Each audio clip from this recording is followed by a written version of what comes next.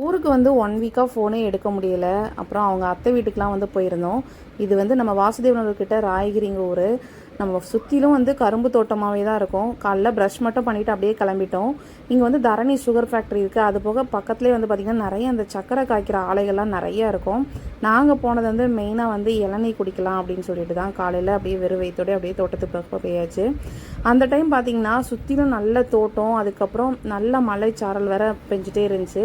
தம்பி தான் வந்து நல்லா மேலே மரத்துலலாம் ஏறி இளநியெல்லாம் பிடுங்கி போட்டாங்க. அவ்வளோ சூப்பராக இருந்தது. இனிப்புனா இனிப்பு அவ்வளோ இனிப்பாக இருந்துச்சு. நம்ம மஸ்கட்லலாம் வந்து பார்த்திங்கன்னா வெயில் பயங்கரமாக கொளுத்தி எடுத்துகிட்டு இருந்தது. அந்த வெயிலுக்கும் இங்கே வந்து இந்த சாரல் மலைக்கும் இந்த இளநிலாம் குடிக்கிறப்ப அவ்வளோ சூப்பராக இருந்தது. பசங்களும் நல்லா என்ஜாய் பண்ணி குடித்தாங்க.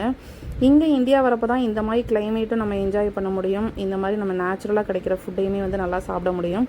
பசங்களும் நல்லா சாப்பிட்டாங்க. அதுக்கப்புறம் இந்த ஏரியா சுற்றி உள்ள அந்த கரும்பு சர்க்கரை ஆலைகள்லாம் இருக்கும் இல்லையா, ஸோ அதெல்லாம் அடுத்தடுத்து நான் உங்களுக்கு வந்து ஷேர் பண்ணுறேன். இங்கேயும் வந்து பார்த்திங்கன்னா நம்ம வந்து நம்ம சர்க்கரையும் நம்மளுக்கு தேவையானதுமே நாட்டு சர்க்கரை இல்லை அச்சு வெல்லம் மண்டை வெல்லம் இந்த மாதிரி எல்லாமே நம்மளுக்கு இங்கே கிடைக்கும். ஸோ அதை பற்றின டீட்டெயில் எல்லாமே அடுத்தடுத்து ஷேர் பண்ணுறேன். பாய்.